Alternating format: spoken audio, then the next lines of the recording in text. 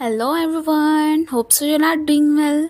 कहानी की स्टार्टिंग में हम जियांग नियान को देखते हैं जो ली फैमिली में मैरिज करने वाली थी। उसे पैसे चाहिए थे क्योंकि वो शाउडी को बचाना चाहती थी। उसे कैंसर था और इस मैरिज की वजह से उसे बहुत सारी मनी जो मिलने वाली थी। और जिस बंदे से उसने मैरिज करनी थी उसका नाम था ली यांग। वो ऑलरेडी मर चुका था और इस मैरिज से पहले जियांग 3 लोगों से मैरिज कर चुकी थी और तीनों मैरिज के दिन ही मर गए थे। इस दफ़ा ली फैमिली ने भी अरेंजमेंट करके रखी होती है कि जियांग इस मैरिज के बाद जिंदा नहीं बचेगी।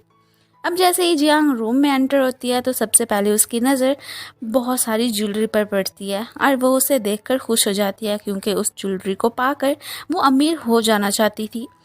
फिर उसकी नज़र ली यांग की डेड बॉडी पर पड़ती है और डेड बॉडी को देखकर उसे कोई हैरानी नहीं होती। वो सोचती है कि ज्वेलरी लेने से पहले देख लूं कि उसका हस्बैंड कैसा दिखता है।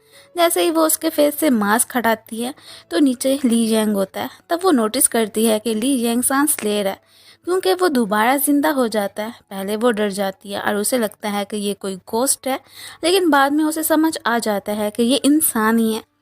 ली यांग भी शायद उसे पहले से जानता था, लेकिन दोबारा जिंदा होने की वजह से वो भी थोड़ा कंफ्यूज्ड होता है।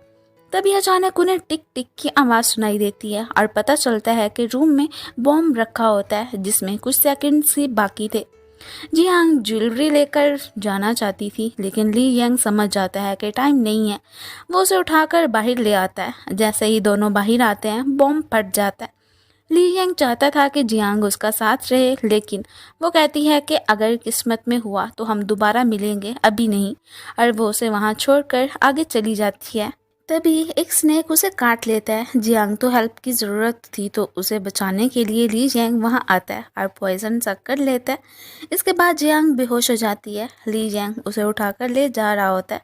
तब जियांग की आंख खुल जाती है और उसकी नज़र ली यांग के हाथ पर मौजूद महंगी वॉच पर पड़ती है।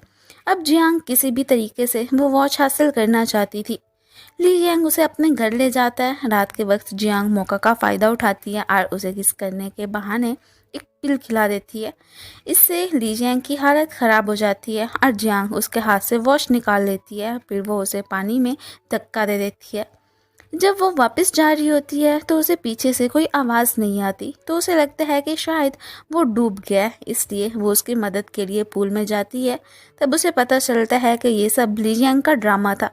ली यांग उसे पकड़ लेता है और किस करने लगता है। नेक्स्ट डे जब वो उठता है तो देखता है कि जियांग वहाँ नहीं होती। फिर हमें उसकी पास्ट लाइफ के बारे में पता चलता है कि उसकी मैरिज जियांग से होने वाली थी, लेकिन मैरिज वाले दिन जियांग ने उसे मार दिया था। ये सब याद करने के बाद वो किसी को कॉल करता है और कहता है कि तुम्हें जियांग को ढूंढना होगा। अब जियांग जब घर जाती है तो उसकी स्टेप मॉम उसका सामान बाहर फेंक देती है।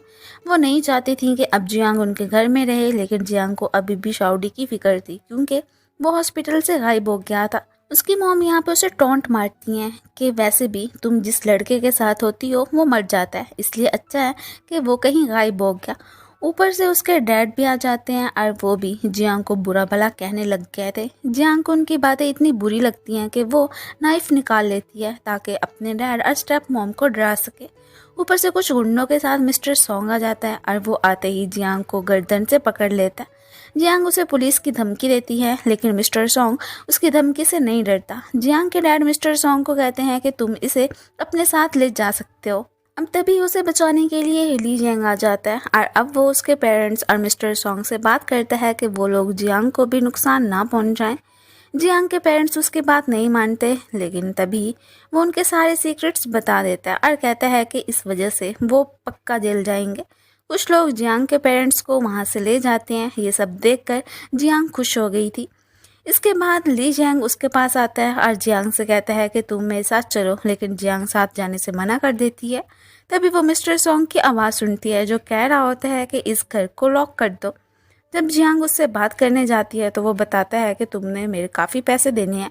वो क्लियर करता है कि तुम्हारे पेरेंट्स ने मेरे से एग्रीमेंट साइन करवाया था, इसलिए मैं घर रख सकता हूँ। अगर तुम पुलिस जाना चाहती हो इसका कोई फ़ायदा नहीं होगा। लेकिन ली यांग ऐसा नहीं चाहता था, इसलिए वो उसे पैसे दे देता है। मिस्टर सॉन्ग डील करके वहाँ से चला जाता है। फिर ली यांग कहता है कि अब से तुम इस घर में रह सकती हो। जियांग उसे थैंक्स कहते हुए उसे यहाँ पे हक कर लेती है। नेक्स्ट सीन में जियांग ड्रंक हो जाती है। वो ली जियांग से कहती है कि मेरी मॉम के बाद तुम ही हो जो मेरे साथ इतना अच्छा बिहेव करते हो, लेकिन ली जियांग समझ जाता है कि वो ड्रंक है। दोनों फिर बेडरूम जाते हैं। जियांग ली जियांग को कहती है कि मैंने तुम्हारे लिए सरप्राइज़ रखा है। जब ली जियांग कपड़े चेंज करके रूम में जाता है तो देखता है कि वहाँ एक मोटी लड़की लेटी थी। उसे देखकर वो समझ जाता है कि ये सब जियांग का किया धर है। फिर वो अपना वॉलेट चेक करता है कि उसका ब्लैक कार्ड वहाँ नहीं होता, जिसे उसे समझ आता है कि इसके पीछे भी जियांग का ही हाथ है। दूसरी साइड हम जियांग को देखते हैं जो ब्लैक कार्ड का यूज़ करके शॉपिंग करती है और बहुत खुश होती है। वो कहती है कि ली जियांग ये सब दिखावे के लिए कर रहे हो या तुम्हारे दिल में मेरे लिए फीलिंग्स हैं, मुझे फ़र्क नहीं पड़ता, मैं तुम्हारी बातों से इम्प्रेस नहीं होने वाली। अब वो हॉस्पिटल जाती है और किसी को कॉल पर भाई को ढूंढने का काम देती है। फिर वो काउंटर पर जाती है। काउंटर वाली लड़की कहती है कि तुम्हारे कुछ ड्यूज बाकी हैं, जब तक क्लियर नहीं करोगी तब तक तुम इस हॉस्पिटल में आने के लिए ब्लैक लिस्ट में ही शामिल हो। जियांग उसे कार्ड देती है और अपनी सारी पेमेंट्स क्लियर कर देती है। अब यहाँ पे काउंटर वाली लड़की कहती है कि उम्मीद है कि तुम्हारा भाई जल्दी मिल जाए। जियांग हॉस्पिटल के कंप्यूटर से भाई के बारे में इंफॉर्मेशन निकालना चाहती थी, लेकिन कोई ख़ास इंफॉर्मेशन नहीं मिलती। वो यहाँ पे सोचती है कि अब उसे ली फैमिली को ज्वाइन कर लेना चाहिए ताकि वो उनके कॉन्टैक्ट्स यूज़ करके अपने भाई का पता लगा सके। इसी बीच उसकी नज़र टीवी पर पड़ती है जहाँ कुछ मीडिया वाले ली जियांग से सवाल कर रहे थे। ये देखकर वो शॉक्ड रह जाती है। नेक्स्ट सीन में हम देखते हैं ली जियांग जब घर जाता है तो हमें पता चलता है कि उसका अपने डैड के साथ रिलेशनशिप अच्छा नहीं होता।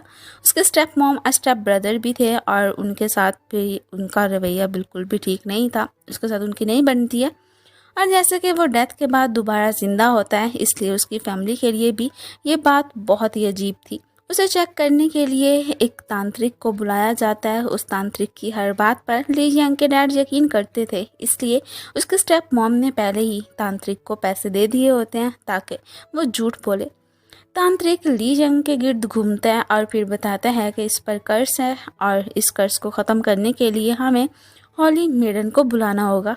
अब हॉली मेडन आ जाती है। तांत्रिक उसे वेपन देता है। हॉली मेडन जब अपना वेपन ली जियांग की तरफ करती है तो ली जियांग कहता है कि मेरे ऊपर जो इवल कर्स है उसे ख़त्म कर दो, और इसी वेपन से वो तांत्रिक पर अटैक कर देती है और कहती है कि तुम्हारी पावर्स ख़त्म हो गई हैं। उसके बाद वो बाकी फैमिली मेम्बर्स पर भी वेपन से अटैक करती है और कहती है कि तुम सब पर मुझे इवल कर्स नज़र आ रहा है, इसे रिमूव करना होगा।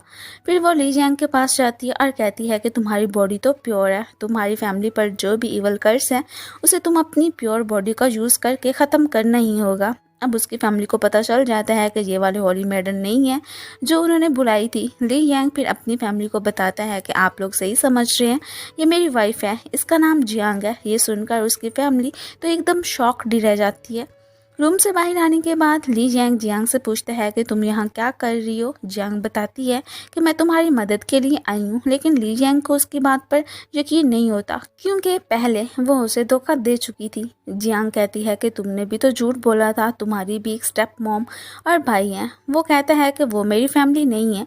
बातों बातों में वो उससे उसकी चाइल्डहुड क्रश के बारे में पूछती है। ली जियांग बताता है कि अब वो मेरे लिए इररेलेवेंट है, फ़िलहाल तुम मेरे लिए सबसे ज़्यादा इम्पोर्टेंट हो, और फिर दोनों यहाँ पे किस करने लग जाते हैं। नेक्स्ट डे जागने के बाद ली जियांग काम पर चला जाता है। उसके जाने के बाद जियांग मन में कहती है कि पहले मैं इस फैमिली में सेटल हो जाऊँ, फिर अपने भाई का पता लगाऊंगी कि वो कहाँ है। लेकिन वो ये बात भी जानती थी कि ली जियांग उसके साथ अच्छा होने का बिहेव कर रहा है, इसके पीछे ज़रूर कोई ना कोई तो सीक्रेट होगा ही सही। एंड इसी के साथ ही ये पार्ट खत्म हो जाता है। Thank you so much for watching. अब हम देखते हैं जियांग किचन में जाने के बाद पानी पी रही थी कि तभी एक मेड उसे देख लेती है और वो उसे पहले नहीं जानती थी, इसलिए उसे थीफ समझकर सिक्योरिटी वालों को बुला लेती है। जियांग उन्हें बताती है कि वो ली जियांग की वाइफ है, लेकिन कोई भी उसकी बातों पर यकीन नहीं करता। इतने में ऊपर से मूरोंग आ जाती है और मूरोंग उसकी बात पर यकीन कर लेती है। फिर वो उसे मेड के कपड़े देती है ताकि वो पहन ले। अब वो दोनों बाहर गार्डन में बैठे थी। मूरोंग जियांग को ली जियांग की हेल्थ के बारे में बताती है तो जियांग मूरोंग को कहती है कि ली फैमिली के पास काफ़ी हॉस्पिटल्स हैं, तो वो चाहे तो उसका इलाज वहाँ करवा सकते हैं ना। इस तरह वो ये भी जानती थी कि वो उन हॉस्पिटल में अपने भाई को भी डेटा निकलवा सकती है, और बातों बातों में वो ये भी जान लेती है कि ली जियांग का फेवरेट फूड कौन सा है। अब वो मेड के कपड़े पहनकर घर में घूम रही थी कि तभी उसकी नज़र एक रूम पर पड़ती है जिसके बाहर डिजिटल लॉक लगा हुआ था। वो उसे हैक करने की कोशिश करती है लेकिन वो हैक नहीं हो पाता। ऊपर से बटलर जोंग आ जाता है तो तभी ये नॉर्मल बिहेव करने की कोशिश करती है। बटलर जोंग को लगता है कि शायद ये इस कमरे में जाना चाहती है। दोनों आपस में बात कर रहे थे कि इतने में ऊपर से ली जियांग की स्टेप मॉम भी आ जाती हैं। उसे भी शक होने लग गया था कि ये ज़रूर कमरे में जाने की कोशिश कर रही है।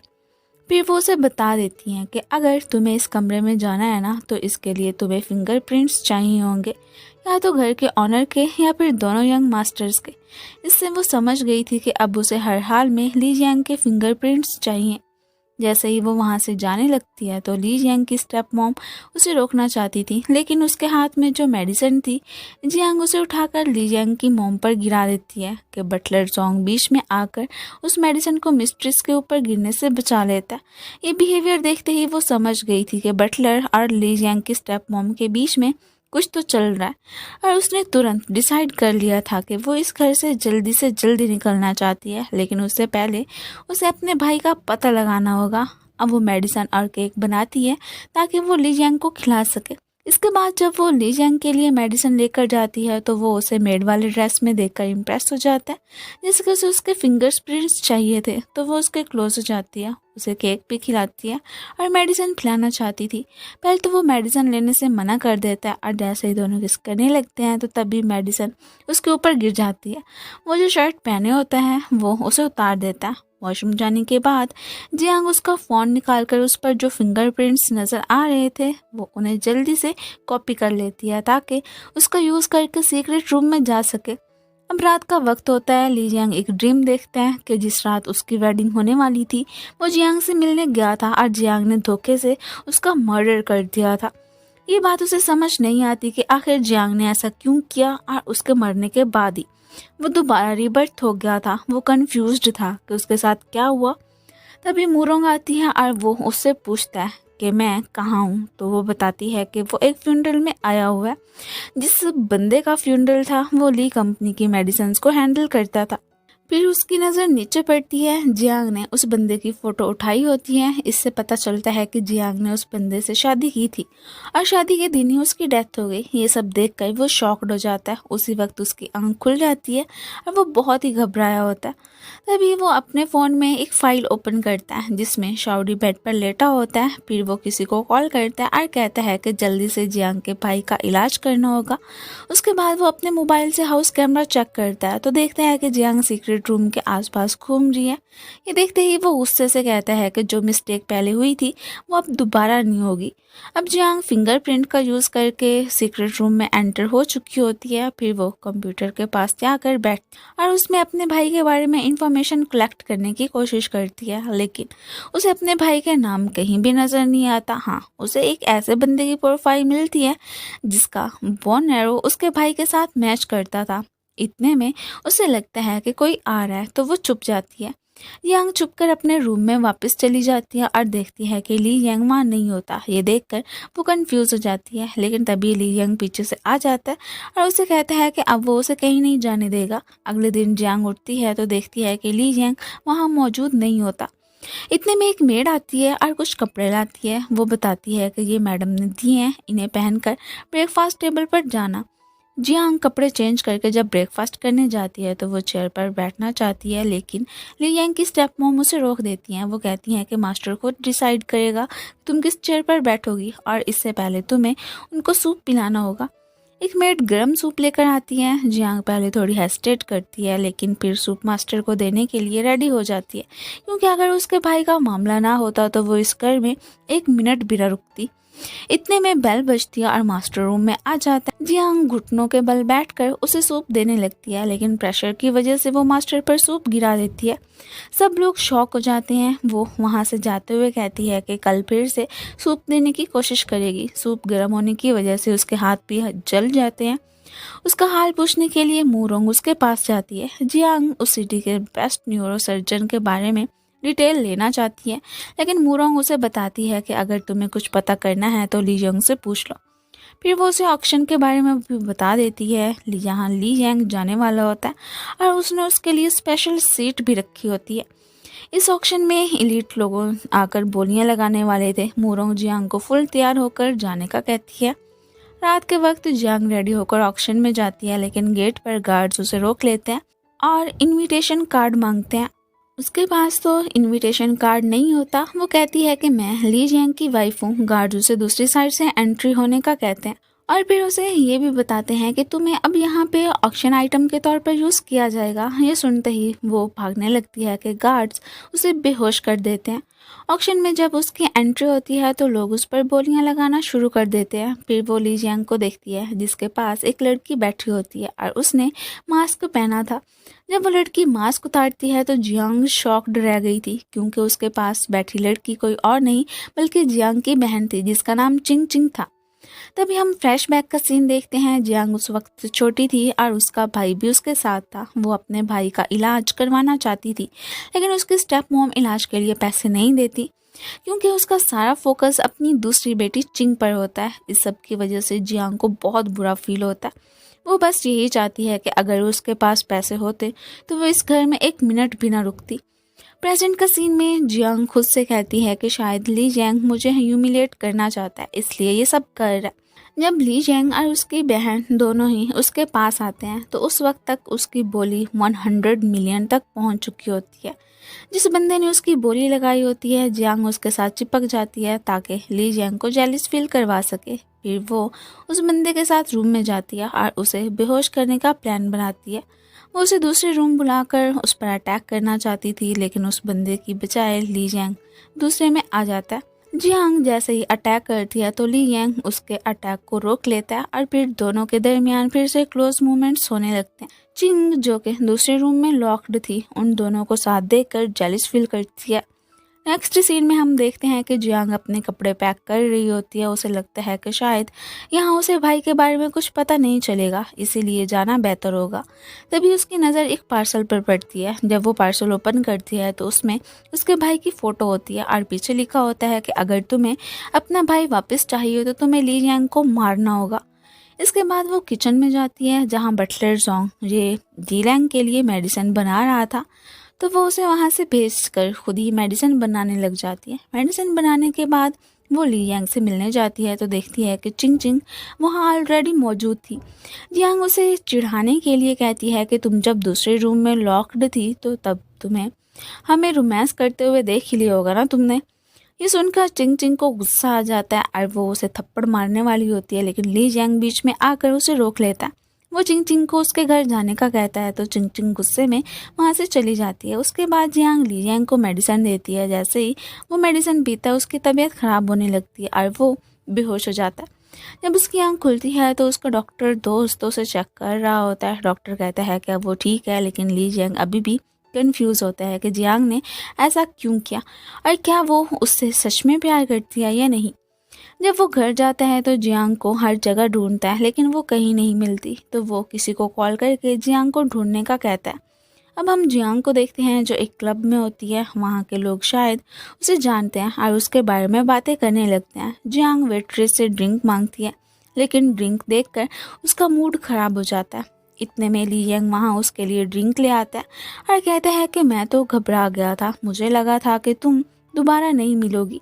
जियांग उसे कहती है कि तुम्हें नहीं पता कि मैं कैसी लड़की हूँ, लेकिन ली जियांग कहता है कि उसे कोई फर्क नहीं पड़ता। नेक्स्ट सीन में हम चिंग को देखते हैं जो मास्टर को सूप सर्व कर रही थी। मिसिस लिू भी उसकी साइड ले रही थी क्योंकि वो चाहती थी कि जीलैंग की शादी मिस चिंग से हो। इतने में जीलैंग आ जाता है और उसने जियांग को अपनी बाहों में उठाया हुआ था। मिसिस लिू से मैरिज के बारे में बात करती है, लेकिन जीलैंग सीधा मना कर देता है और कहता है कि मैं ऑलरेडी जियांग से शादी कर चुका हूँ और यही मेरे लिए काफ़ी है। फिर वो चिंग को भी कहता है कि तुम यहाँ सिर्फ मेहमान हो, काम ख़त्म हो जाए तो जा सकती हो। ये सब देखकर चिंग को बहुत ही बुरा फील होता है। जियांग फिर किचन में जाती है जहाँ मिस्टर जोंग जी लिंग के लिए मेडिसिन बना रहे थे। जियांग कहती है कि अब से मैं खुद इसके लिए मेडिसिन बनाऊंगी। मिस्टर जोंग मना नहीं कर पाता, लेकिन वो धीरे से कहती है कि मुझे पता लगाना होगा कि जीलैंग को कौन नुकसान पहुंचाना चाहता है। फिर वो मेडिसिन लेकर जीलैंग को पिलाने जाती है, लेकिन जैसे ही वो मेडिसिन लेता है उसकी तबीयत ख़राब होना शुरू हो जाती है। फिर उसे हॉस्पिटल एडमिट करवा दिया जाता है। मास्टर को जब मालूम होता है कि कुछ दिन से जियांग जीलैंग के लिए मेडिसिन बना रही है तो वो गुस्से में कहते हैं कि अगर जीलैंग को कुछ हुआ तो जियांग तुम बच नहीं पाओगी। जब जीलैंग का ट्रीटमेंट चल रहा था तभी एक मास्क पहना हुआ आदमी आता है और उसका ऑक्सीजन मास्क हटा देता है। डेड बॉडी यीलैंग के फ्रेंड तक पहुंच जाती है। जब वो चेक करते हैं तो मालूम होता है उस कवर में वो बंदा बंद था जो यीलैंग को मारने आया था। अब जियांग जानना चाहती थी कि यीलैंग की हेल्थ क्यों ख़राब हुई। वो हर्ब्स चेक करती है और पता चलता है कि एक ऐसी हर्ब यूज़ हो रही थी जो धीरे धीरे बॉडी को डैमेज करती है और ये हर्ब 3-4 महीने से यीलैंग को दी जा रही थी। जियांग ये बात यीलैंग को भी बता देती है। यीलैंग किसी से कॉल पर बात करते हुए कहते हैं कि मिस्टर जोंग ऐसा क्यों करेगा, क्योंकि उनके पास कोई स्ट्रॉन्ग रीज़न नहीं था। इसका मतलब था कि इसके पीछे किसी और का हाथ होगा, हमें उसका पता चलाना ही होगा। यीलैंग बैठा था कि तभी एक बंदा फ़ोन लेकर आता है और कहता है कि किसी ने हमें एक वीडियो सेंड की है। वीडियो में जियांग मिस्टर जोंग से मिलने गई थी। वो अपने भाई के बारे में पूछती है लेकिन मिस्टर जोंग कुछ नहीं बताता, सिर्फ इतना कहता है कि तुम्हें यीलैंग से बच के रहना होगा। जब जियांग घर के गेट पर पहुंचती है कि कुछ लोग उसे पकड़ लेते हैं। इसके पीछे मिसिस लियू का हाथ था और फिर मिसिस लियू उन बंदों को ऑर्डर देती हैं कि इसे पिग फॉर्म ले जाओ। वहाँ ले जाने के बाद उसे बेड के साथ बांध दिया जाता है ताकि उसकी इंटेरोगेशन की जा सके। लेकिन जब मिसिस लियू को पता चलता है कि जियांग ऑलरेडी जानती है कि उसका और मिस्टर जोंग का चक्कर चल रहा है तो वो बिल्कुल पागल सी हो जाती है। फिर उसके दिमाग में एक प्लान आता है और वो कहती है कि मैं मिस्टर जोंग के चक्कर तुम्हारे साथ साबित कर दूंगी और इसी के साथ तुम्हारा खेल ख़त्म। इसी प्लानिंग के थ्रू ही वो खुद को बचाना चाहती थी। नेक्स्ट सीन में हम यीलैंग को उसके डैड के साथ देखते हैं कि तभी उसका ब्रदर एक डिवाइस लेकर आता। जैसे ही वीडियो प्ले होती है जियांग के करतूत सामने आ जाते हैं। यीलैंग के डैड कहते हैं कि अब इसे फैमिली पनिशमेंट के हिसाब से पनिश किया जाएगा। इसी बीच जियांग भी वहां आ जाती है और फिर एक रिकॉर्डिंग प्ले की जाती है। जब वो रिकॉर्डिंग चलती है तो सबको पता चल जाता है कि मिसिस लियू का मिस्टर जोंग के साथ चक्कर चल रहा है। इस तरह जियांग अपनी इनोसेंस प्रूफ कर देती है। अब यीलैंग के भाई की शादी आने वाली होती है तो जब इस बारे में डैड से बात होती है तो वो कहते हैं कि अपनी मॉम को फ़िलहाल लॉक करके रखो और ये बात बाहर नहीं जानी चाहिए। ये मैटर सेटल करने के बाद यीलैंग और जियांग रूम में जाते हैं। यीलैंग जियांग से कहते हैं कि तुम्हें जो भी चाहिए हो मुझे बता सकती हो। जियांग पहले अपने भाई के बारे में पूछना चाहती थी लेकिन फिर अपना इरादा बदल लेती है और कहती है कि मुझे पैसे चाहिए। यीलैंग उसे पैसे ट्रांसफ़र कर देता है। अगली सुबह जब वो उठती है तो देखती है कि यीलैंग अभी सो रहा है तो वो किचन में चली जाती है। यीलैंग की जब आंख खुलती है तो वो देखता है कि जियांग बेड पर नहीं है तो घबरा जाता है। तभी जियांग उसके लिए ब्रेकफास्ट बना के लाती है तो इस पर यीलैंग उसे थैंक्स कहता है। अब जियांग को फिर से यीलैंग को मारने की धमकी मिलती है। वो नहीं चाहती थी कि यीलैंग को कुछ हो। इस दौरान उसे मुरोंग पर भी शक होने लगता है कि कहीं इस सब के पीछे इसका हाथ तो नहीं। दूसरी साइड यीलैंग अपने डॉक्टर दोस्त से मिलने जाता है। बातों से पता चलता है कि उसका दोस्त शाओडी की सर्जरी कर रहा है। फिर वो एक साइड पर जाकर गाड़ी पार्क करता है और कहता है कि पास्ट लाइफ में इसे मेरे दोस्त का एक्सीडेंट हुआ था, लेकिन इस बार अपनी पास्ट लाइफ के नॉलेज से वो उस एक्सीडेंट से बचा लेता है। उसका डॉक्टर दोस्त कहता है कि मैं अपनी तरफ से पूरी कोशिश कर रहा हूँ और उसके बचने के चांसेस 75% है, लेकिन यीलैंग कहता है कि तुम्हें इसे 100% ठीक करना होगा। जब उसका दोस्त शाओडी की सर्जरी के लिए जा रहा होता है तो उसका एक्सीडेंट होने ही वाला था कि यीलैंग उस एक्सीडेंट से पहले ही उसे बचा लेता है क्योंकि वो चाहता है कि उसका दोस्त सर्जरी करके शाओडी को बचा ले। जियांग हॉस्पिटल पहुंच जाती है और देखती है कि डॉक्टर जैंग पर पीछे से कोई अटैक करने वाला होता है, लेकिन यीलैंग टाइम पर आकर अटैकर को रोक लेती है। नाइफ को हाथ से पकड़ने की वजह से उसका काफ़ी ब्लड निकल रहा होता है। जियांग ये देखकर परेशान हो जाती है। नर्स यीलैंग को साइड पर ले जाती है ताकि उसका ट्रीटमेंट हो सके। बाद में जियांग डॉक्टर जैंग का नेम टैग देखती है और पता चलता है कि ये वही डॉक्टर है जो शाओडी का ट्रीटमेंट कर सकता है। जियांग उससे अपने भाई के बारे में पूछती है कि क्या वो उसका ट्रीटमेंट कर रहा है, लेकिन डॉक्टर जैंग मना कर देता है और कहता है कि इतने पेशेंट्स होते हैं कि मुझे सब याद नहीं रहते। जब वो रिलेशनशिप पूछता है तो जियांग बताती है कि शाओडी मेरा भाई है और वो उसे रिक्वेस्ट करती है कि अगर मैं अपने भाई को ढूंढ लूँ तो क्या आप उसका ट्रीटमेंट करेंगे। डॉक्टर जैंग हाँ कह देते हैं। दूसरी तरफ जी लैंग बेड पर लेटा होता है और सोच रहा होता है कि पिछली बार तो मैंने उसे एक्सीडेंट से बचा लिया था, लेकिन अब उसे स्टैब करने की कोशिश की गई। इसका मतलब है कि कोई कब अभी भी चाहता है कि वो जिंदा ना रहे। तभी डॉक्टर जैंग उसके पास आता है और शाओडी की रिपोर्ट देता है। वो बताता है कि उसका ब्लड ग्रुप बहुत रेयर है और हॉस्पिटल में उसकी सप्लाई मिलना मुश्किल होगी। रिपोर्ट देखने के बाद जीलैंग के दिमाग में एक सवाल आता है, क्या कोई और भी है जो मेरी तरह रिबर्थ हो चुका है। ली यांग का दोस्त जब उसे बताता है कि जियांग अपने भाई के बारे में पूछ रही थी तो ली यांग पूछता है कि क्या तुमने उसे बता दिया। वो कहता है कि नहीं, मैंने उसे उसके भाई के बारे में कुछ नहीं बताया। फिर उसका डॉक्टर दोस्त पूछता है कि तुम आखिर उसके भाई को उससे क्यों छुपा रहे हो। इस पर ली यांग बताता है कि मैं उन दोनों की प्रोटेक्शन कर रहा हूँ, इसलिए मैं जियांग को उसके भाई के बारे में कुछ नहीं बता रहा।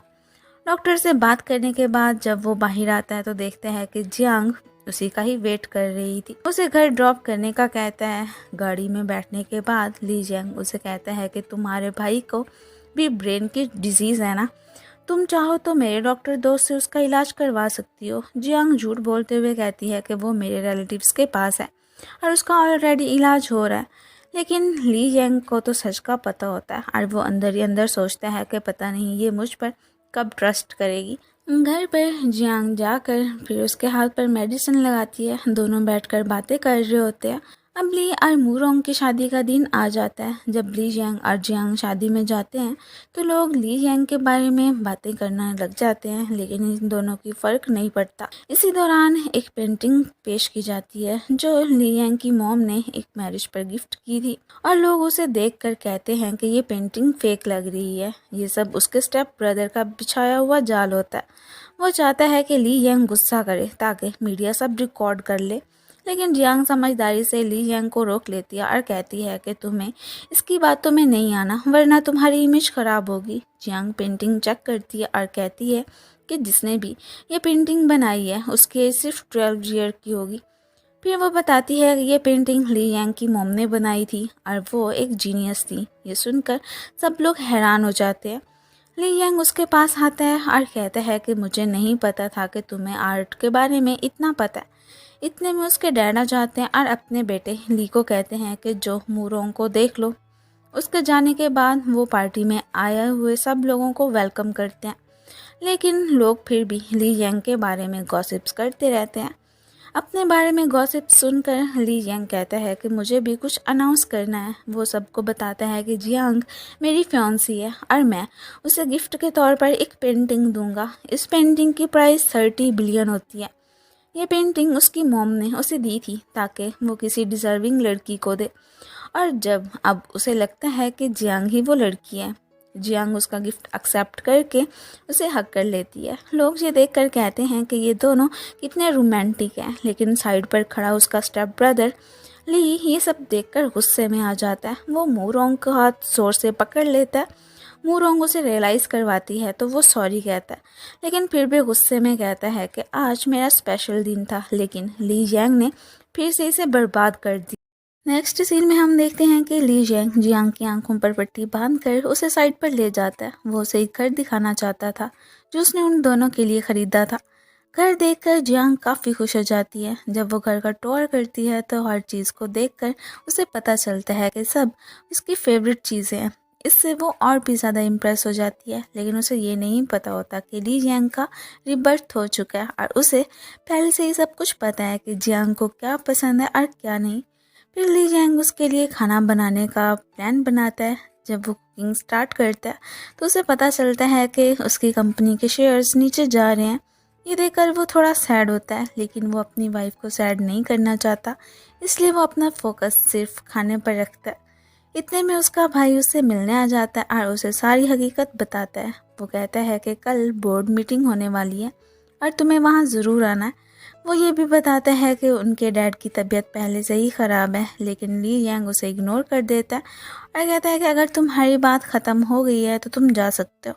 जाते हुए उसका भाई कहता है कि कल मीटिंग में आ जाना, फिर तुम्हें पता चलेगा कि तुम्हारे साथ क्या होने वाला है।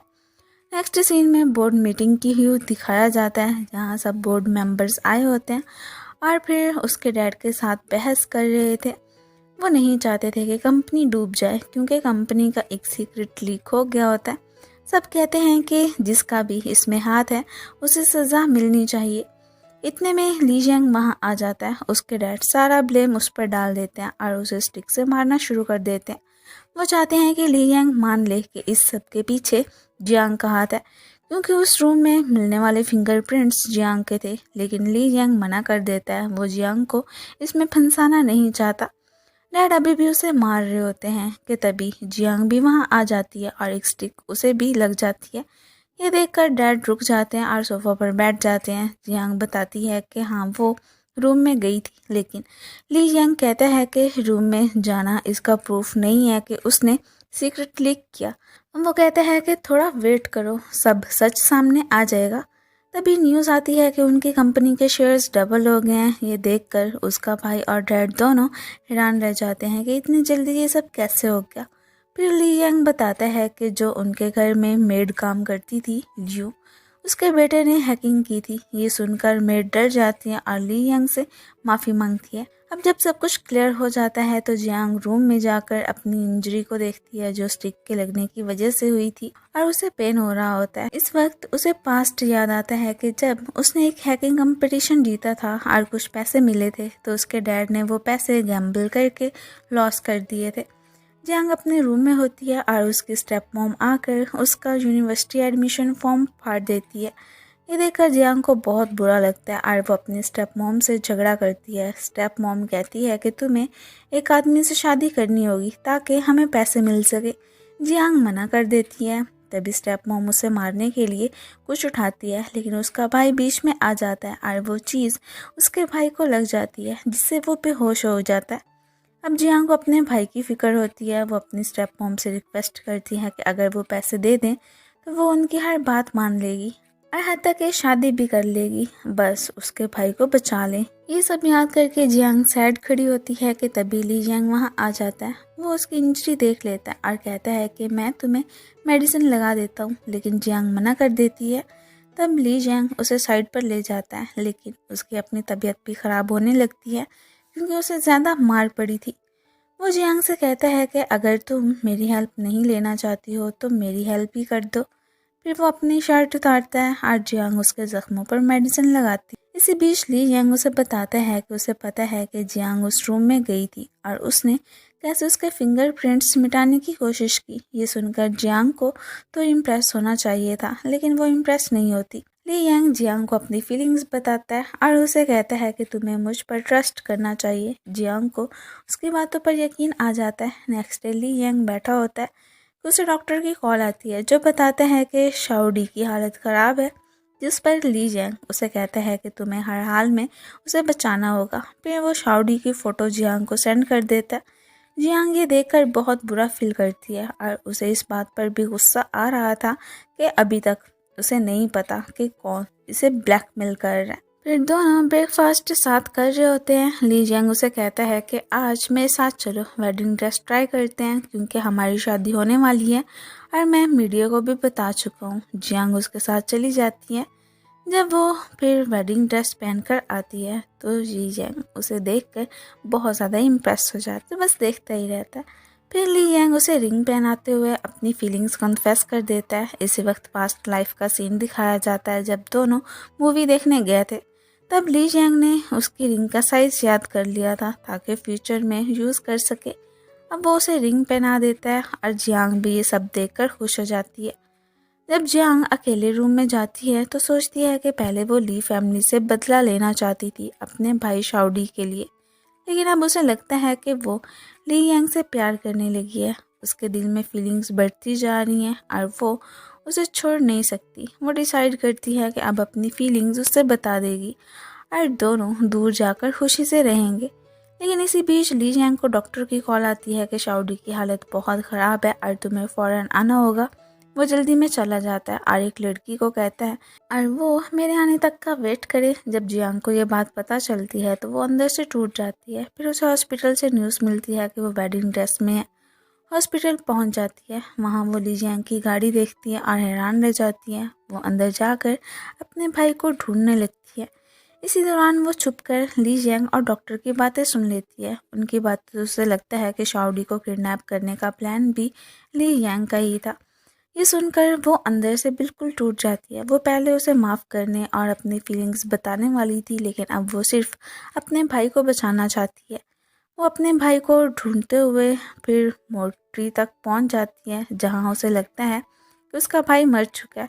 ये देखकर वो सैड हो जाती है। तभी ली जियांग और उसका डॉक्टर दोस्त उसे देख लेते हैं। ली जियांग उसे समझाने की कोशिश करता है, लेकिन जियांग उसकी बात नहीं सुनती और पास पड़ी चीज़ उठाकर उस पर अटैक कर देती है, जिससे ली जियांग इंजर्ड हो जाता है। उसका दोस्त उसे दूसरे रूम में ले जा रहा था ट्रीटमेंट के लिए, तो ली जियांग अपने दोस्त को जियांग को ढूंढने के लिए कहता है, क्योंकि वो खुद को नुकसान पहुंचा सकती है। जियांग फिर से मोर्चरी जाती है और अपने भाई की डेड बॉडी देखकर सुसाइड का सोचती है, लेकिन डॉक्टर आकर उसे रोक लेता है। तब पता चलता है कि ये सब उसका हेलुसिनेशन था। असल में ऐसा कुछ नहीं होता। डॉक्टर उसे दूसरे रूम में ले जाता है, जहां उसका भाई जिंदा होता है और उसका इलाज चल रहा था। डॉक्टर उसे बताता है कि ली जियांग ये सब इसलिए कर रहा था ताकि तुम और तुम्हारा भाई दोनों सेफ रहें। जियांग को उसकी बातों पर यकीन नहीं आता। फिर जियांग इन्वेस्टिगेशन करती है और उसे पता चलता है कि फ़ोटोज़ और लेटर्स भेजने वाला भी ली जियांग ही था। उसे एक वीडियो भी मिलती है जहां ली जियांग उसके पेरेंट्स से मिलकर शादी के लिए कॉन्ट्रैक्ट साइन कर रहा होता है। तब जियांग को समझ आ जाती है कि ये सब एक प्लानिंग के तहत ही हो रहा था। एक हफ्ते बाद जब ली जियांग होश में आता है तो जियांग उसके पास होती है। वो उसे कहती है कि क्या ये शादी वाला प्लान भी तुम्हारा ही था। ली जियांग उसे समझाता है कि मैं तुम्हें सब कुछ बताना चाहता हूँ। जियांग कुछ भी सुनने को तैयार नहीं थी। फिर वो अपनी रीबर्थ की स्टोरी बताता है, लेकिन जियांग को यकीन नहीं आता। वो कहता है कि मेरी प्रीवियस लाइफ में शाओडी मर गया था और तुमने मुझे भी मार दिया था, इसलिए मैं दोबारा जिंदा हुआ हूँ ताकि सब कुछ ठीक कर सकूँ। जियांग कहती है कि लगता है कि तुम्हारा दिमाग ख़राब हो गया। ली जियांग कहता है कि तुम्हें मुझ पर यकीन नहीं है तो कल देख लेना स्नो होगी। जियांग अब उसकी बातों में नहीं आने वाली थी और वो वहाँ से चली जाती है। अब अगली सीन में हम देखते हैं कि जियांग अपने भाई को उस जगह लेकर जाती है जहाँ मॉम ले जाना चाहती थी। जैसे ही वो स्नो नोटिस करती है तो उसे समझ आ जाती है कि ली जियांग ने झूठ नहीं बोला था। इतने में ली जियांग उसके लिए छाता लेकर आता है। तभी हम एक दिन पहले का सीन देखते हैं जहाँ जियांग के भाई को होश आ चुका था। वो जियांग को बताता है कि ली जियांग ने किस तरह उसका ख्याल रखा, हर रोज़ उससे मिलने आता था और जिस दिन वो जियांग को प्रपोज करने वाला था उस दिन भी उसने फ़ोन पर उससे बात की थी। उसने कहा था कि मुझे तुम्हारे लिए ज़िंदा रहना होगा। जियांग को पहले लगता था कि ली जियांग ने उसके भाई को किडनैप किया, लेकिन अब ये सब बातें जानकर उसे समझ आ जाती है कि वो असल में उसे प्रोटेक्ट करना चाहता था, लेकिन फिर भी वो अंदर ही अंदर कंफ्यूज्ड होती है। दूसरी साइड हम ली जियांग को देखते हैं। उसका डॉक्टर दोस्त उसे बताता है कि शुक्र करो तुम बच गए। जियांग ने जो तुम्हें इंजर्ड किया था, अगर सही जगह अटैक करती तो शायद तुम मर भी सकते थे। ये सुनकर ली जियांग को समझ आ जाता है कि प्रीवियस लाइफ में भी जियांग ने उस पर अटैक किया था, तो इसका मतलब जियांग उसे मारना नहीं चाहती थी, कोई और है जो उसे मरवाना चाहता है। फिर ली जियांग कहता है कि मुझे लगा था कि मैं सब कुछ कंट्रोल कर सकता हूँ, लेकिन अब लग रहा है कि चीज़ें मेरे कंट्रोल में नहीं हैं। रात का वक्त होता है और जियांग सो रही होती है। तब उसे ड्रीम में ली जियांग के साथ गुजारे हुए मोमेंट्स याद आने लगते हैं। वो फ़ौरन उठ जाती है और कहती है कि मुझे अब उसकी याद क्यों आ रही है। फिर वो उसे चेक करने के लिए उसके रूम में जाती है। वहाँ ली जियांग सो रहा होता है और उसके हाथ में अभी भी वही रिंग होती है जो वो जियांग को पहनाना चाहता था। जियांग उसे देखकर कहती है कि अब तुम मुझे भूल जाओ। फिर वो रूम से बाहर आ जाती है। अगले दिन जैसे ही ली जियांग की आँख खुलती है तो उसका दोस्त उसे बताता है कि जियांग अपने भाई को लेकर यहाँ से जा चुकी है। फिर हम प्रेजेंट का सीन देखते हैं। ली जियांग छाता लेकर उनके पास आ चुका होता है। वो जियांग से कहता है, देखा मैंने तुमसे सच कहा था कि मैं दोबारा रिबर्थ हुआ हूँ। वो जियांग से बात करना चाहता था, लेकिन जियांग उसे इग्नोर कर देती है। जियांग अपने भाई को साइड पर लेकर जाती है तो उसका भाई उससे कहता है कि मैं तुम पर एक बोझ हूँ। मैं जानता हूँ कि अगर मैं बीमार ना होता तो तुम्हें इतना काम ना करना पड़ता और मॉम डैड के कहने पर तुम्हें किसी और से शादी भी नहीं करनी पड़ती। वो ये भी कहता है कि एक वक्त ऐसा था जब उसने सोचा था कि क्यों ना वो मर जाए, लेकिन ली जैंग ने उसे समझाया कि उसे मरने की ज़रूरत नहीं है क्योंकि ली जैंग उन दोनों को प्रोटेक्ट करने के लिए मौजूद है। ली जैंग जैसे ही घर जाता है तो वो काफ़ी ड्रंक होता है और बस यही कह रहा होता है कि जियांग तुम कब मेरी फीलिंग्स को समझोगी, मैं ये सब जानबूझकर नहीं कर रहा था बल्कि तुम्हारी प्रोटेक्शन के लिए ही कर रहा था। इतने में उसे पीछे से आवाज़ आती है। वो देखता है कि मिसेस लियू घर से भागने की कोशिश कर रही होती हैं। वो उसे रोकना चाहता है तो मिसेस लियू उसकी मॉम की बुराई करती है, जिससे ये लोगों को गुस्सा आ जाता है। वो उसे गर्दन से पकड़ लेता है और रूम में ले जाता है। मिसेस लियू उसे कहने लगती हैं कि तुम्हें पता है जियांग तुम्हें क्यों छोड़कर चली गई, क्योंकि तुम एक बहुत ही बुरे इंसान हो, इस फैमिली में कुछ भी नॉर्मल नहीं है, इसलिए वो तुमसे दूर जाना चाहती थी। ये सब सुनकर ली जैंग और ज़्यादा गुस्से में आ जाता है। वो डोर लॉक करता है और फिर अपने रूम में चला जाता है। अगले दिन न्यूज़ फैल जाती है कि मिसेस लियू की डेथ हो चुकी है। सब लोग उसकी डेथ के बारे में बातें कर रहे होते हैं। एक मेड बताती है कि उसने रात को ली जैंग और मिसेस लियू की लड़ाई की आवाज़ें सुनी थी। साइड पर खड़ा लॉयर कहता है कि अगर ऐसा है तो ली जैंग पर केस बन सकता है और हो सकता है कि मिसेस लियू की डेथ के पीछे उसका ही हाथ हो। अब सब लोग ली जियांग को ब्लेम करने लगते हैं। तभी जियांग वहां आ जाती है और कहती है कि क्यों ना मिसेस लियू की ऑटोप्सी रिपोर्ट करवाई जाए, फिर सब सच सामने आ जाएगा कि उसकी डेथ कैसे हुई। जब लॉयर कहता है कि ऑटोप्सी के लिए तो पैसे लगेंगे तो जियांग फौरन अपना एटीएम कार्ड निकाल लेती है और कहती है कि पैसे की टेंशन मत लो, मैं पे कर दूंगी। इस तरह वो ली जियांग को बचा लेती है। ली जियांग को बचा लेती है। रूम से बाहर आने के बाद ली जियांग उसे थैंक्स कहता है, लेकिन जियांग कहती है कि तुमने मेरी हेल्प की थी और मैंने तुम्हारी, अब हमारे दरमियान हिसाब बराबर हो गया। इसके साथ जियांग उसे एक फ़ोटो दिखाती है। अब वो जानना चाहता था कि उसका स्टेप ब्रदर ली असल में किसका बेटा है। इसका पता सिर्फ डीएनए टेस्ट से पता चल सकता था। उसके बाद ली जियांग अपने डैड के रूम में जाता है और उनसे कहता है कि मेरी मॉम की डेथ हुई और अब मिसेस लियू की भी डेथ हो गई, लेकिन आप इतने सैड क्यों नहीं लग रहे। उसके डैड उसे कहते हैं कि तुम्हें अभी कुछ नहीं पता, जब तुम मेरी चेयर पर बैठोगे तब तुम्हें समझ आएगी कि अपनी फीलिंग्स को दबा कर रखना पड़ता है। इसी बीच फिर वो टेस्ट की रिपोर्ट आ जाती है। वो रिपोर्ट लेकर जेल में मिस्टर जोंग से मिलने जाते हैं। मिसेस लियू की डेथ की वजह से वो भी बहुत ज़्यादा सैड होता है। जब वो लोग ली का नाम लेते हैं तो मिस्टर जोंग कहते हैं कि तुम लोग मेरे साथ जो करना चाहो करो, लेकिन उसे बीच में मत लाओ। तब वो उसे सच बताते हैं कि ली उसका बेटा नहीं है और फिर टेस्ट भी दिखा देते हैं, जिससे ये बात प्रूव हो जाती है। ये देखकर वो शॉक्ड हो जाता है और कहता है कि मतलब वो मुझे इतने सालों से धोखा देती रही। उसने कहा था कि जिस रात हम साथ थे उसी रात वो प्रेग्नेंट हो गई थी। तब से लेकर अब तक मैं उन दोनों की प्रोटेक्शन करता रहा, हर तरह से उन्हें खुश रखने की कोशिश करता रहा और वो सब झूठ निकला।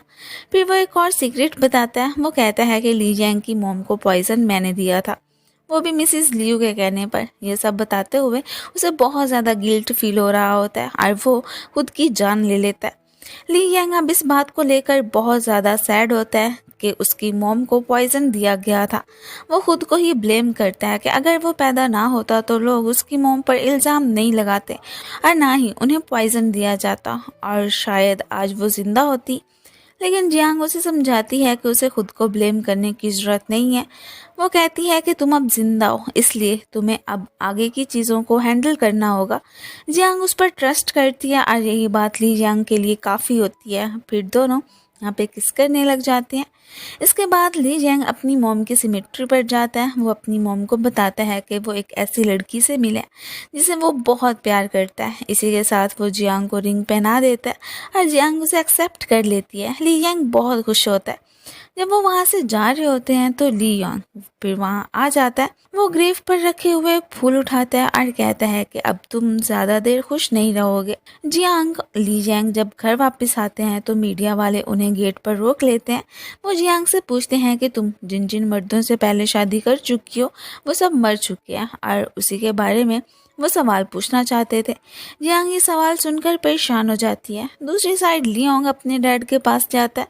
वो कंपनी के शेयर्स के पेपर्स लेकर आता है और कहता है कि कंपनी ली जियांग को दे दो, ये शेयर्स भी उसे दे दो। ये सब वो जानबूझकर ही कर रहा होता है, लेकिन उसके डैड उस पर ज़्यादा रिएक्ट नहीं करते। इतने में उन्हें एक कॉल आती है जिसमें पता चलता है कि मिस्टर जोंग मर गया।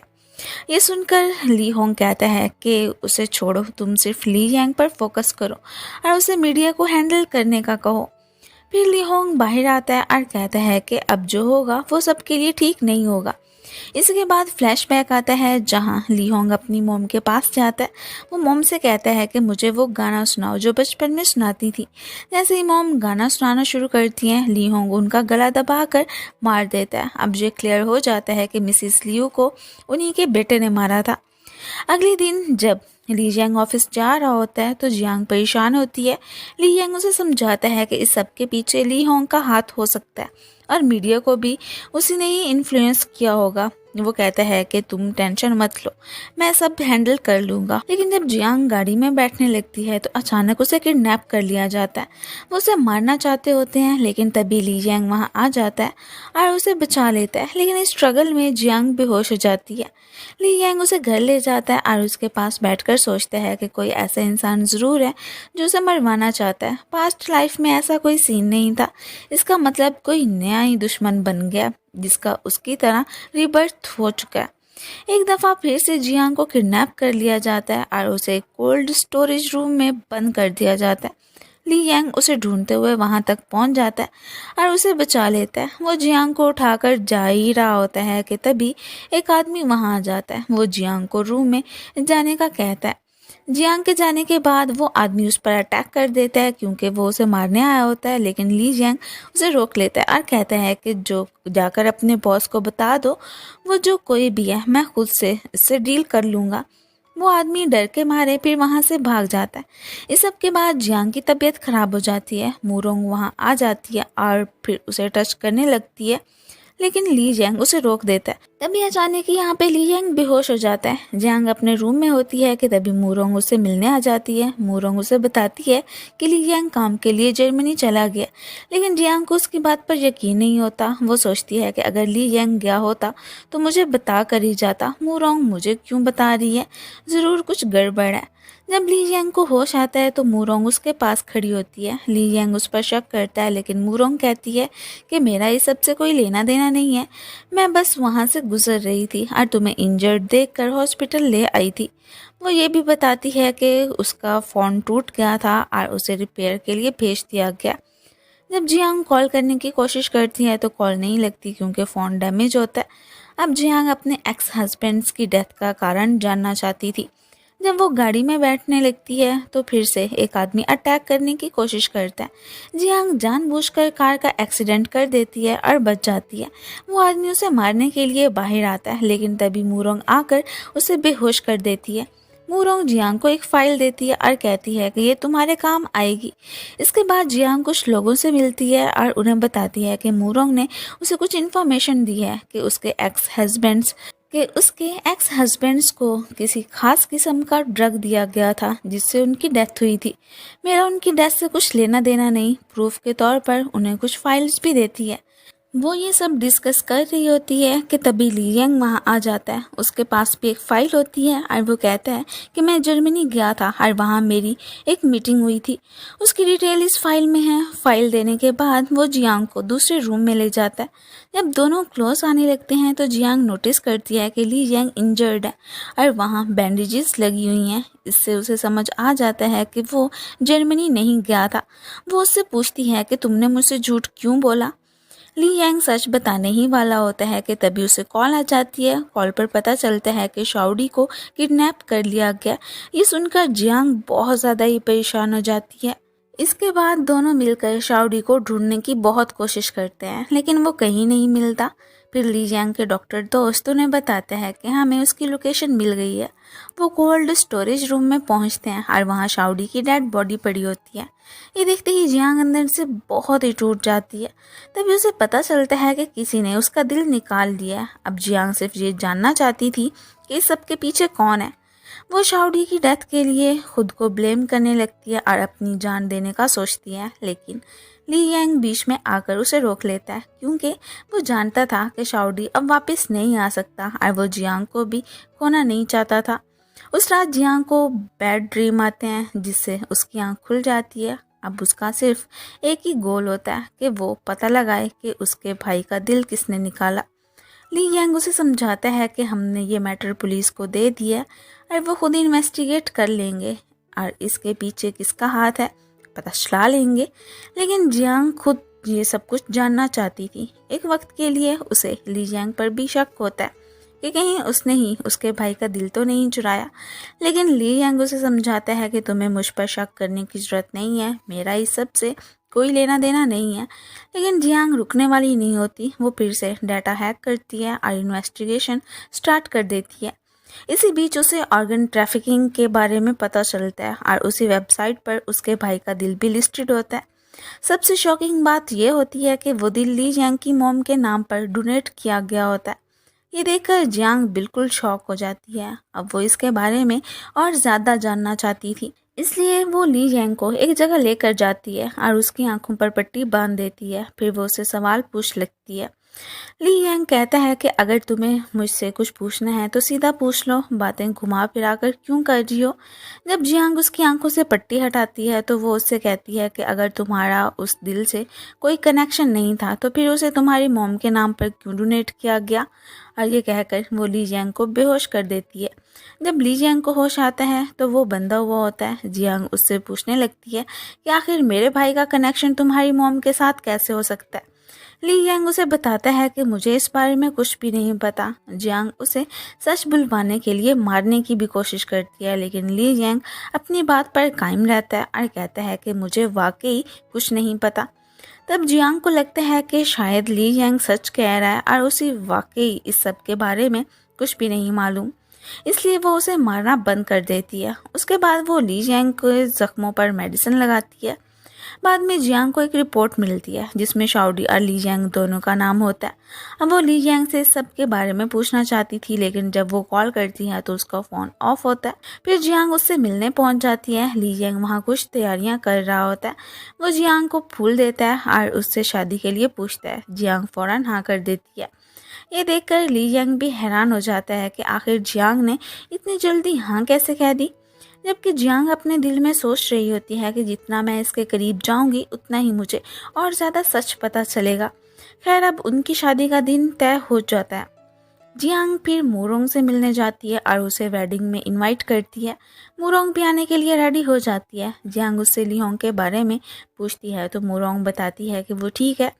जियांग कहती है कि उसे भी वेडिंग पर ले आना। मूरोंग कहती है कि मैं अपनी तरफ से पूरी कोशिश करूंगी। जियांग के जाने के बाद लिहोंग मूरोंग के पास आता है और उससे पूछता है कि तुमने वेडिंग के लिए हाँ क्यों की। वो कहता है कि हमें इस शादी में नहीं जाना चाहिए था। मूरोंग उसे समझाती है कि ली यांग और उनके दरमियान बहुत ज़्यादा डिफरेंस है और तुम कभी भी अपने भाई का मुकाबला नहीं कर सकते। वो कहती है कि जो चल रहा है उसे वैसे ही चलने दो। लेकिन ली होंग को ये बात बिल्कुल पसंद नहीं आती। जैसे ही मूरोंग वहाँ से जाने लगती है, ली होंग उसे बेहोश कर देता है और कहता है कि ऐसा नहीं चलेगा, मैं ली यांग से उसकी हर चीज़ छीन लूँगा। फिर वेडिंग का दिन आ जाता है। जियांग अपने ब्राइडल ड्रेस में रेडी बैठी होती है कि तभी उससे मिलने के लिए ली होंग आ जाता है।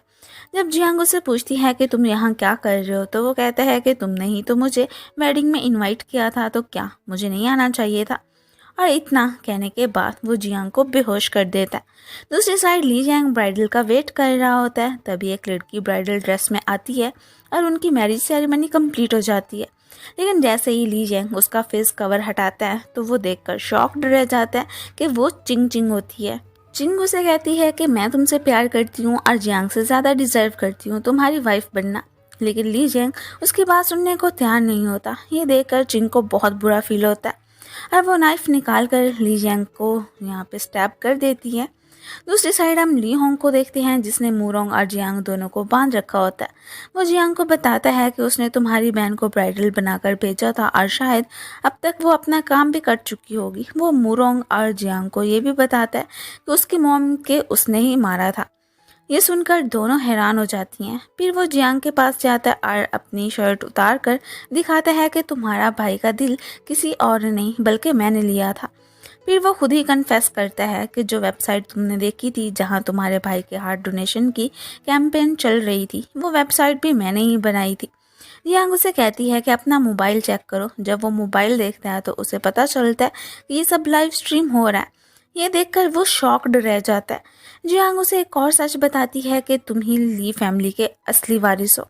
ये सुनकर उसकी हैरानी और भी ज़्यादा बढ़ जाती है। वो मूरोंग के पास जाता है और उसे समझाता है कि मैं ये सब हम दोनों के लिए कर रहा हूँ, लेकिन मूरोंग अपना चेहरा दूसरी तरफ कर लेती है।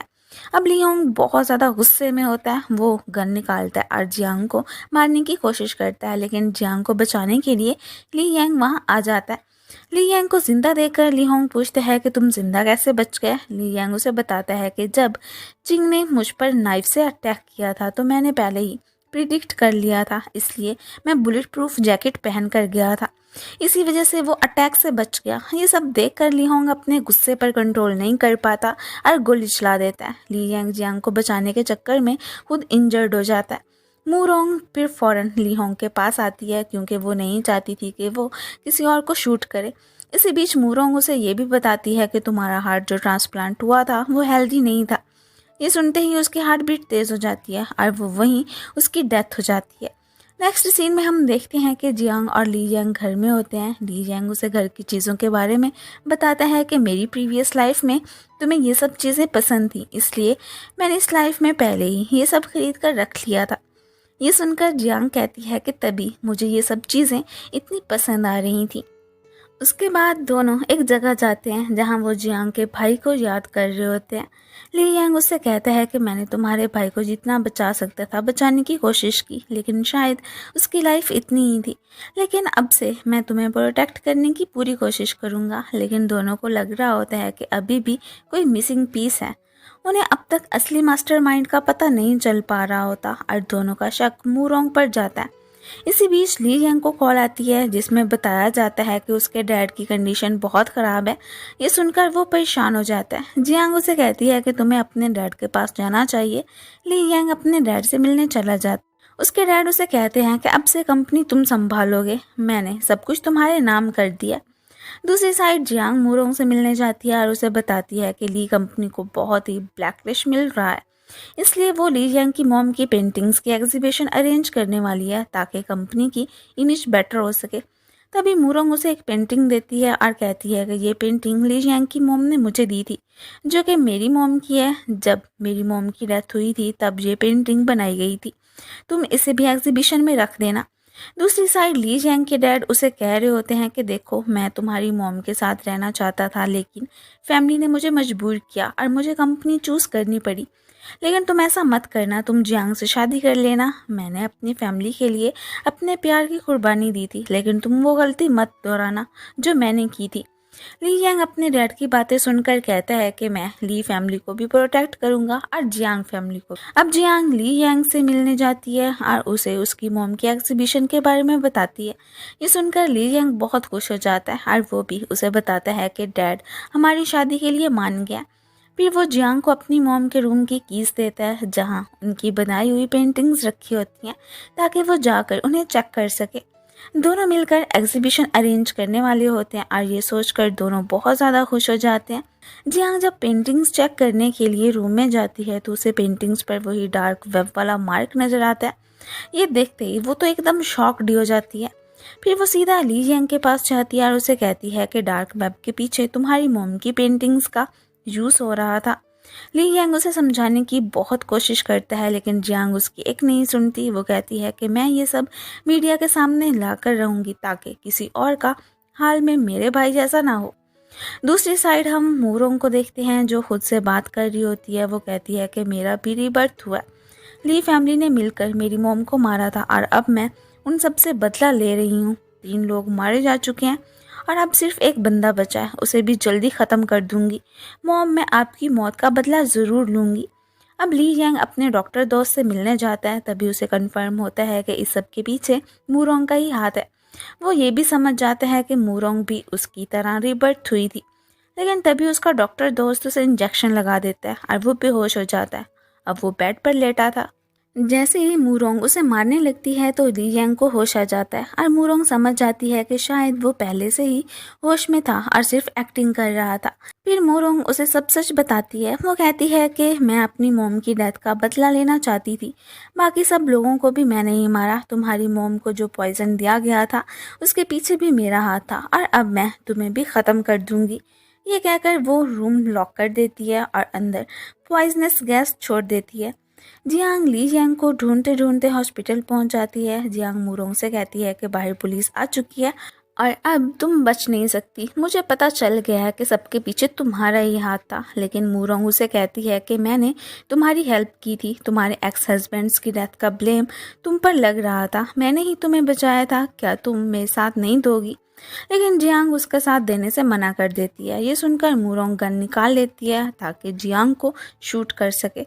तभी पीछे से डॉक्टर जेंग आ जाता है और वो मूरोंग से गन छीन लेता है। जियांग फौरन ली जियांग को बचाने के लिए रूम में जाती है, लेकिन पॉइजनस गैस का असर उस पर हो चुका होता है और वो बेहोश हो जाता है।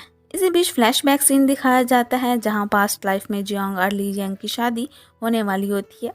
उस वक्त जियांग उसे स्टैब करती है, लेकिन उसने सिर्फ हल्की सी इंजरी दी थी। असल में पीछे से ली होंग आया था और उसने उस इंजरी को और ज़्यादा सीरियस बना दिया था, जिसकी वजह से ली जियांग की डेथ हुई थी।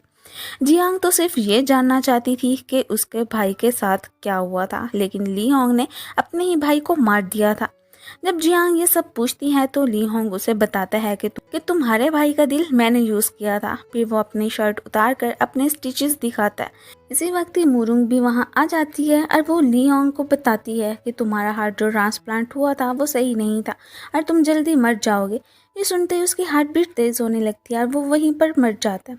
अब जियांग बहुत गुस्से में होती है और मूरोंग को मारना चाहती थी, लेकिन मूरोंग कहती है कि मैंने अपनी मॉम का बदला ले लिया। ये सुनकर जियांग में इतनी हिम्मत नहीं होती कि वो उसे मार सके। तभी हम देखते हैं कि ली जियांग की आंख खुल जाती है। उसके पास उसके डैड बैठे होते हैं और वो कहते हैं कि शुक्र है तुम्हें होश आ गया। ली जियांग फौरन जियांग के बारे में पूछते हैं तो उसके डैड कहते हैं कि जियांग को कब की, वो तो जहाँ से जा चुकी है। वो एक गोल्ड डिगर थी और तुम्हें कोमा में गए हुए पूरे 6 मंथ्स हो चुके हैं।